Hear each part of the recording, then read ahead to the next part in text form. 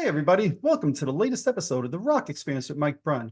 On this episode, I welcome back to the show the great Joel Hoekstra. We're going to talk all about the new Revolution Saints album, as well as what's going on in his career. Lots to cover. I think you guys are going to really enjoy this. So let's jump in and let's get started.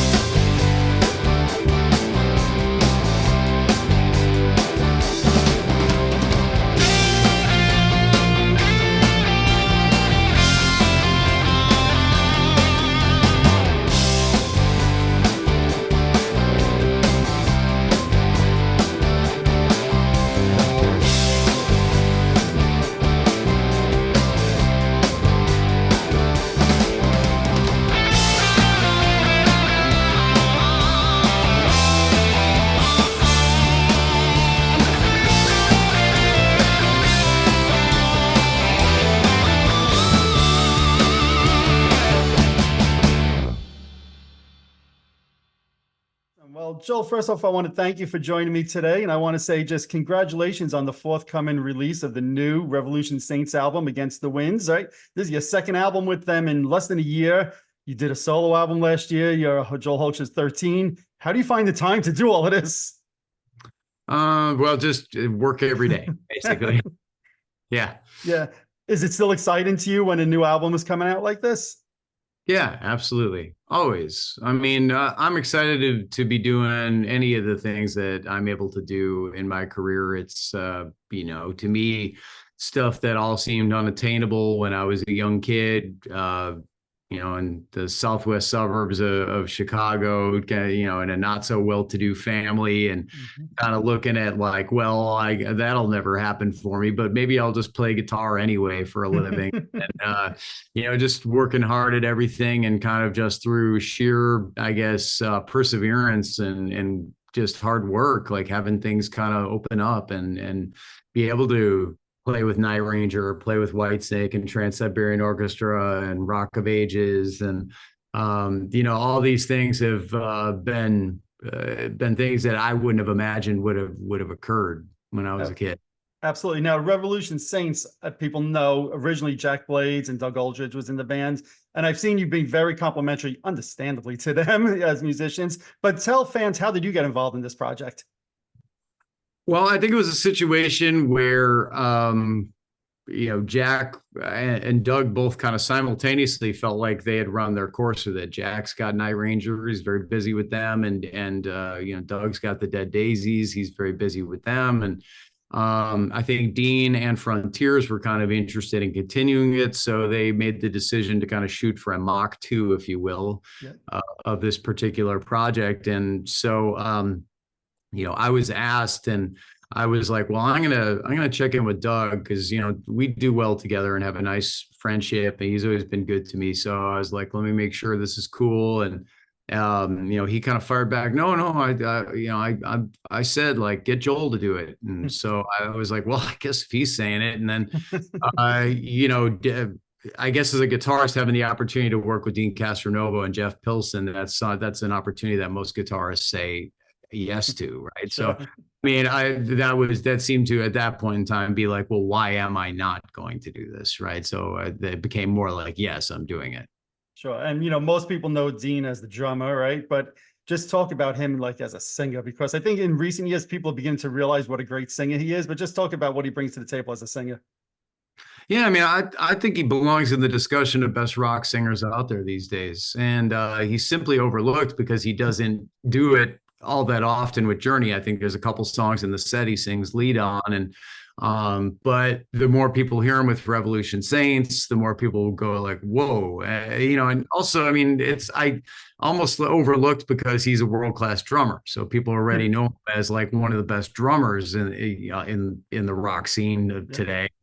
So when they talk about all the great singers out there these days, and people are, talking about the Dino Jalusics and the Kelly Hansons, and, it's Dean gets overlooked all the time. And he definitely belongs in that discussion. His voice is amazing. I mean, he's incredible.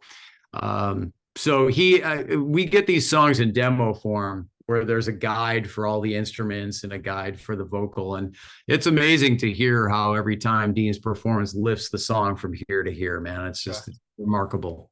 Sure. Now you just mentioned getting the songs in demo form, right? So I happen to think you, Jeff, Dean, you're all great songwriters, but in this particular album, was it that Alessandro Del Vecchio did a lot of the writing? Did you guys do some of the writing? How'd the songwriting work? See, it's basically Alessandro and outside writing sources. Okay. And oddly enough, in the past, I'd been one of those outside writing sources with him for Revolution Saints, which is kind of hilarious that, yeah, prior to being in, I believe the next record, we're going to try and do something different with the formula and have Jeff and I do a lot of the writing as kind of the plan. So we can compare and contrast at that point in time. But my argument for this, because a lot of people get upset about that and they think, well, you guys didn't, write the songs on the record. But I'm like, well, if you're going to go with that mentality, you have to discount everything that happened at Motown and things like that. Were those not great songs? So, right.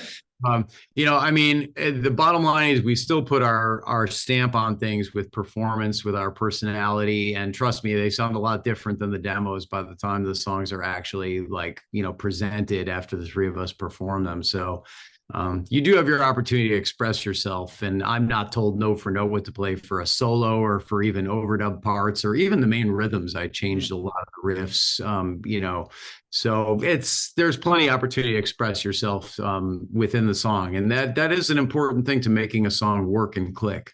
Yeah. So, to that point, because I've heard in advance of the album and the song, Will I See You Again, hard rocking song, but a great guitar solo in it that in my mind, you kind of sing along to in the guitar solo. So when you're doing your guitar parts and doing a solo, is that important to you to kind of have something that's you could sing along to? How do you go about constructing a solo for a song?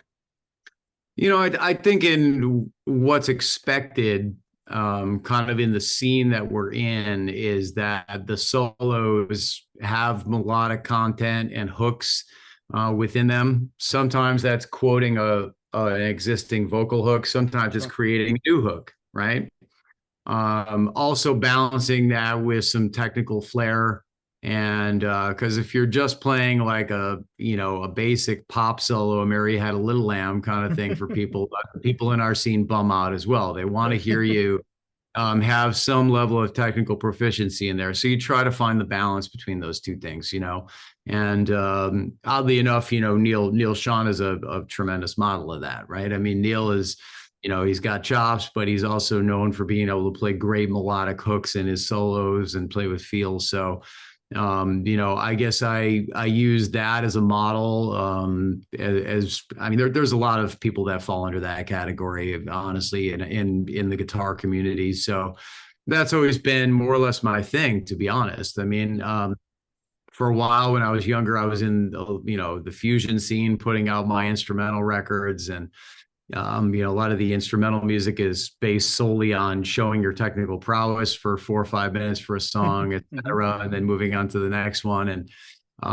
that I found I wasn't really happy in that scene, and I was trying to figure out why. And I guess I started to really think about well, I grew up listening to bands with great guitarists in it, but I've always been very much about songs and playing in a great band with a great vocalist and having a great song and then making your contribution to it is really that's really where I belong, I feel like. So having the opportunity to do that with this is great, because Dean falls under that category of amazing singer, and having the ability to just, I guess, play the complimentary role more than the this is all about me, I fit better in that complimentary role of the guy who's going to support the song, and but have some ability to go, okay, I get my 10 seconds or 20 seconds right now to do a little something. And so yeah, that seems to be where I fit in and feel best. Yet the flip side of that is, I think right before the holidays, I saw a video where you did some kind of shred. I call it a shred video. You and dozens of other guitarists and bassists. So you could shred with the best of them. And do you sometimes consider yourself a shred? I know you said you love the melodic stuff, but do you love to sometimes just go off and shred as well? Well, there's this whole new community happening online, when you scroll through Instagram or YouTube, the shred community is there's a tremendous amount of players out there with ridiculous technical facility and that are putting in a lot of hours. And I come from a different world of kind of still growing up, being the older guy in that group of people, kind of growing up doing gigs with bands but working on your technique because I was there beginning guitar when I suppose really the godfather of that whole shred movement when Yngwie came out. It was when I started guitar right when it was like Eddie Van Halen transitioning over to Yngwie, and so everybody kind of learning to shred and get their chops together. I think that my world has been a little bit different in that I've had to make a living playing guitar in a lot of different environments that haven't always been about like, how fast I could play or, what my chops were like. But I actually feel honored that they let me participate in that community. I think it's cool. Most of those guys are younger than me and they're most of them have chops that probably outshine mine in terms of their actual ability to, what they're capable of technically. So I think it's fun to keep my toes in the water there and at least be like accepted in that world. And I'm honored that they let me do that. And, anything I can do as a guitarist to kind of be relevant or be respected works for me. I don't know that I fully belong in that community, but it's nice that they let me in. There you go. So going back to the album, so the first single, Against the Winds, right? You guys made a video for that. So talk about doing that video. Yeah, I mean, there's two videos out right now from the album, Changing My Mind, more recent, and Against the Winds coming out first. And yeah, I mean, basically just flew out to LA and in a very short, brief period, I came back from, I believe it was doing the European tour with Brandon Gibbs, and pretty much came home and repacked and went straight back to the airport and flew to LA, got in at like 3 a.m, got up at 8 a.m or something like that, and shot those two videos and hopped on a red eye back home. And it was a whirlwind. Like I barely remember. I mean, it was just like blink and like, the videos were shot. So, but it's always great to work with Frontiers on all that, and obviously work with Dean and Jeff. Absolutely. Now, you did mention the second single, Changing My Mind. So to me, this is a great melodic song. It's the kind of song to me that I could hear back on the radio back in the day, right? Yet we know Top 40 radio just does not play rock music anymore. Any opinions on why that would be the case? Because to me, this is a great for radio song. I don't just mean rock radio. Like, people should be listening to this. It's a great song. What are your thoughts about not getting radio airplay? Oh gosh, I don't know. I mean, we are. I mean, it just got added to I believe the biggest German commercial radio station, and is getting a ton of plays right now. Actually, Changing My Mind is doing really, really well. Yeah. And Eddie Trunk played it, I believe, last night as well. So, it's definitely seeing some radio airplay. Regarding like,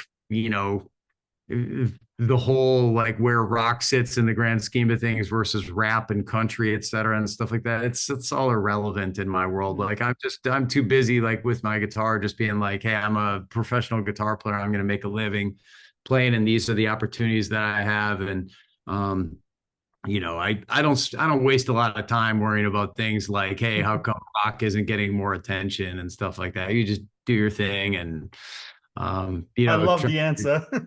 Do your best at it. It doesn't really affect me much. Like, people ask me all the time about the Grammys and things like that. I'm like, oh, that has nothing to do with my world at all. Like, I just, watching the Grammys is like, to me, it's irrelevant. It's like, I'm constantly worried about like what my musical tasks are the day. And there's not much overlap there between those two.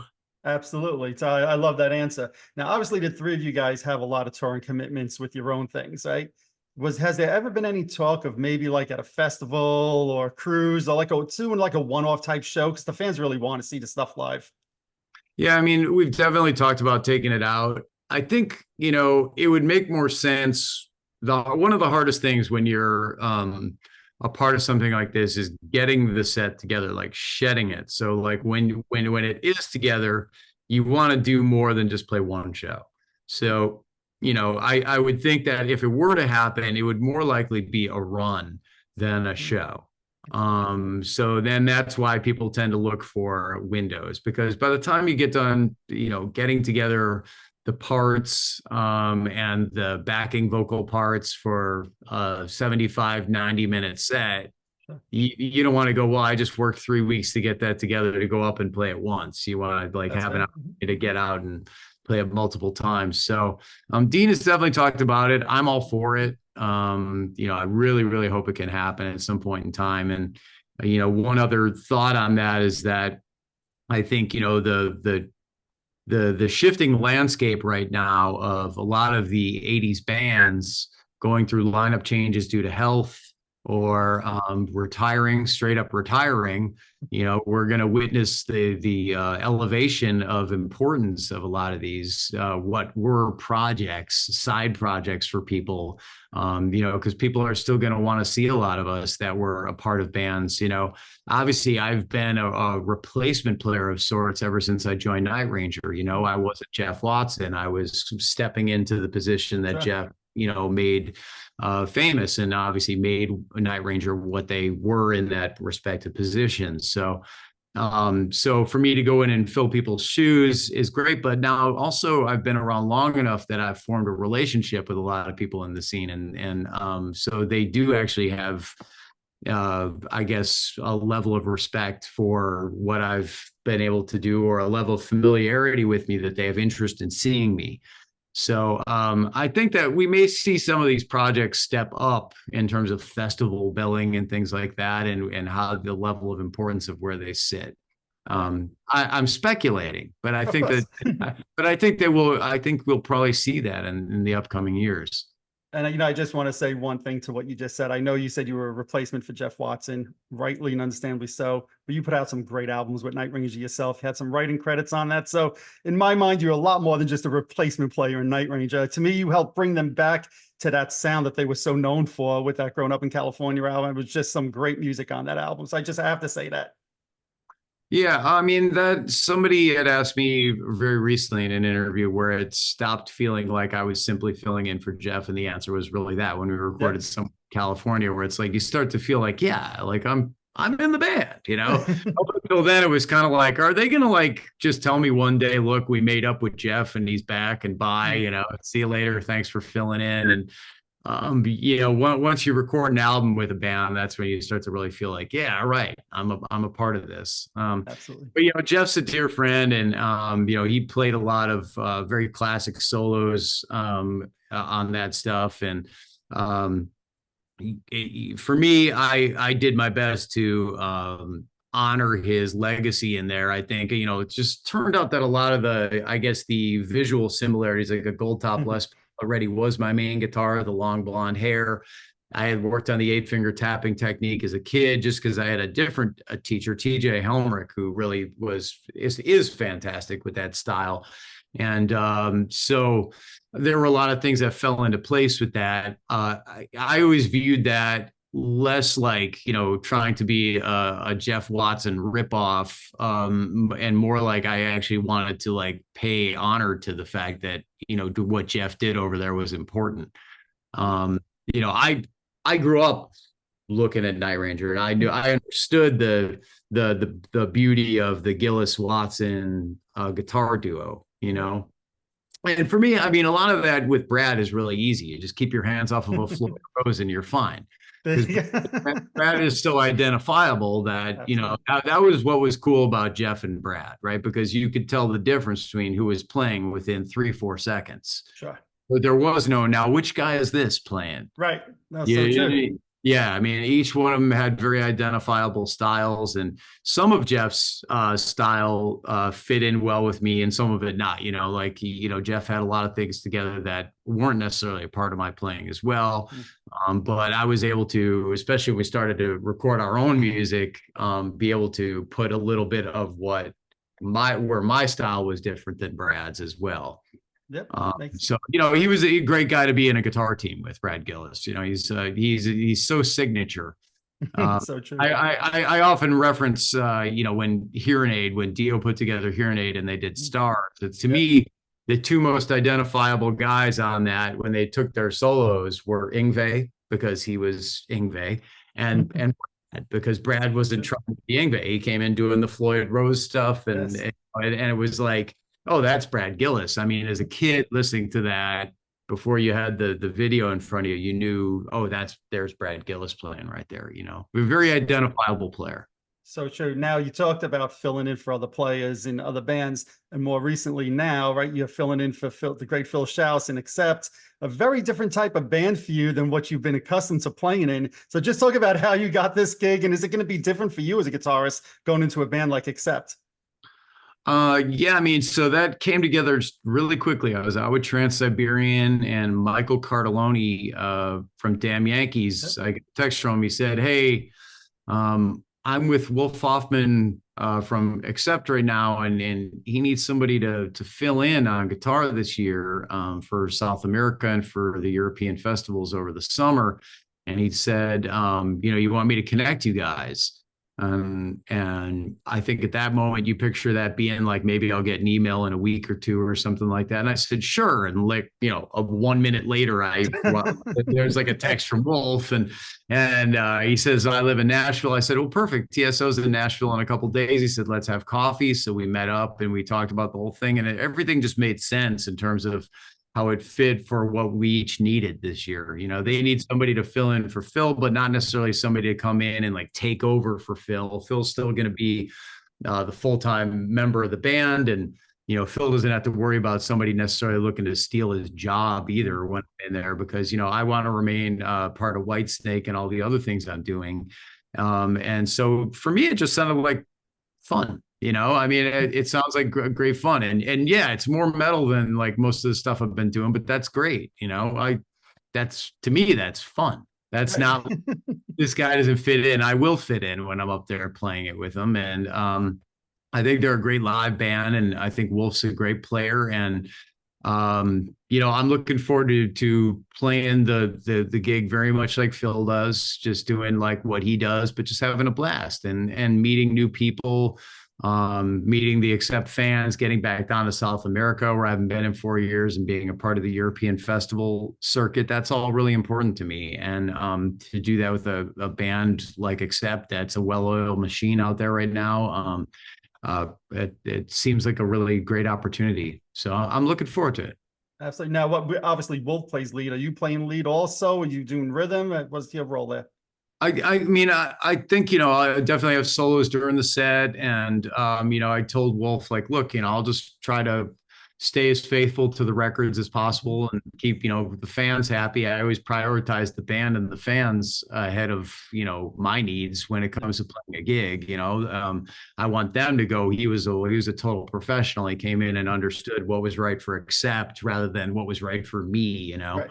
And he said, don't worry, we'll find some spots for you to shine and be able to do your thing too. And so we'll see how that pans out. But I'm perfectly happy just going in and playing down a show like the way they've been doing.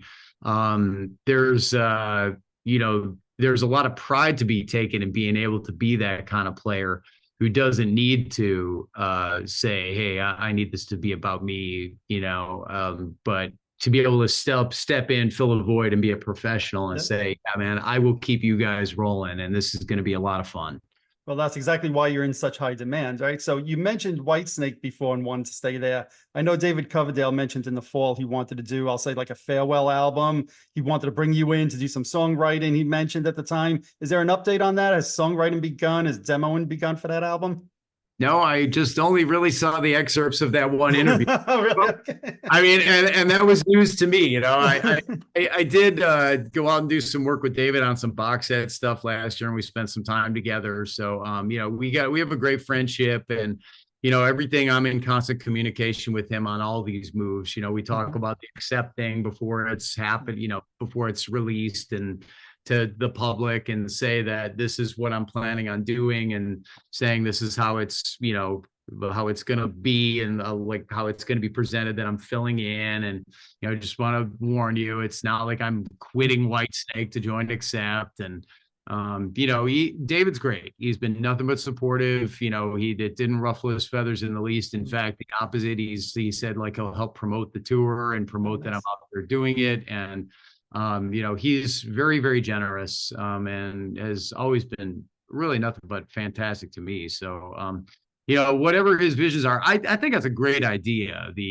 I would really, really love to have the opportunity to have everybody, all these musicians who've been a part of Whitesnake over the years, come in and contribute to an album. I think is a great idea. That whether or not he follows through on that, I can't tell you. I just don't know. I simply don't know. But I think that's a great idea. And there's been a lot of very talented players in there, and I would love to have all the people from the current lineup, obviously on there, as well as any past members. And I think that would just be like one big giant musical party that would give Whitesnake kind of a really cool send off. That's a nice idea. Yeah, I think when I read that, I was like, that's a great idea. And as us fans get older, that's what we want to see from the bands that we love. We hate seeing the bickering in the media and all of that nonsense. We want to see everybody coming together and celebrate the legacy of these great bands. So I hope he plays out that way. Yeah, me too. Me too. So I know it's been about a year and a half, maybe longer now at this point, since you guys have done any live shows. Obviously, you're going to be with Accept on the road this year.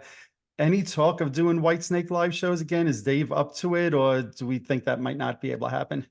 I mean, that's just something where you wait for David to say it. Yeah. It's the elephant in the room and very unspoken on our band thread, which we're pretty much daily, we have daily conversations, but it's a lot of it is kind of like, memes. It's like his Twitter account where it's a lot of humor. And yes. all of us know, like there's no point in saying like, hey, are we, I mean, that's all up to David, and rightfully so. He's built the brand from day one, and it's entirely his right to do whatever he wants to from this point forward. And no matter what, he's got my full support in that. And as you can see, it's like I remain active musically and still better myself and stay constantly busy. Obviously, you mentioned the Accept touring, but I'll be doing the acoustic duo thing with Brandon Gibbs, where we're doing the US, we're doing a UK tour, and possibly a Japan tour. Nice. Later in the year, and I'll be playing with Broadway's Rock of Ages band throughout the States here and there this year. I'll be doing another Joel Hoekstra's 13 album, another album with Iconic, with Michael Sweet and Tommy Aldridge. So, I mean, I've got a full dance card when it comes to being able to, stay busy musically. Obviously David's going to get a lot of priority. Of course, at the end of the year, I'm failing to mention Trans-Siberian Orchestra, which is, right. Only one of the biggest tours in the country exactly. every year. So, I mean, it's a situation where I managed to stay active, and that's for multiple reasons. That's to, obviously make a living and stay busy and not just, sit around and not be able to pay my bills. But it's also a situation where I feel like it betters you as a player to remain constantly active. So that's important. People don't often recognize the fact that you do a lot of gigs like that. When Mike Portnoy took flack for being a part of so many bands, or George Lynch, but this stuff makes us better players, and that's why your name comes up when there's an opening. Well, a lot of it is still about that for me. It's like, look, I want to remain active on guitar in a sense that's not necessarily about me just waking up and going, well, let me make some online content of me playing as fast as I can today. I mean, that's like, at a point, it really needs to be about actual music and actual music creation and playing live and recording. So I do whatever I can to stay out there and work hard. Well, and I'll just say this, then in your spare time, you're doing NAMM, the Heavy Metal Hall of Fame event. You did the Ronnie Montrose event just recently. So you're definitely a very busy guy. But if I heard you right, it sounds like Joel Hoekstra 13, there's going to be another record. Will that be in the next year or so, or a little longer out? I don't know. I guess that depends on how quickly it all like falls in. I'm kind of like writing it right now as we speak. So writing that, and then that needs to get to everybody, and everybody's got to do their parts on it. So it depends how fast that gets done and how fast it gets turned around at Frontiers as far as when they envision a proper release date. Sure. And kind of the same really with Iconic right now. We're kind of like at a point where the songs are written, and we're kind of all waiting to have everybody to record it now. So that's kind of where that sits at the moment.